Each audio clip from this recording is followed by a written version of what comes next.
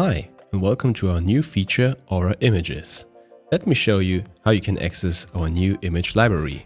So it is available for Aura cards and the Aura background. Let me go into the edit mode of the Aura cards. Now I'm selecting the image type here. I'm clicking on a convenient card, for example this one here, and then I'm clicking on Add Image. So now you see what's new. We have a new third tab here called Aura Images, and you have direct access to over 2 million free images. Simply select one of those images right here, and there you go, there it is. Of course, you are also able to insert specific search terms.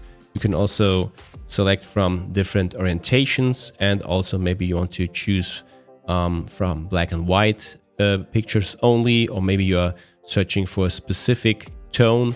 So let me change that, and as you can see, we are faced with images that have the primary color orange. All right, we really hope that you like our new feature, and if this is the case, please spend 2 minutes to write a short review here in the marketplace. The link is just down below. Click on reviews, click on write a review, and yeah, we really hope that you spend 4 stars on us. All right, thanks for watching.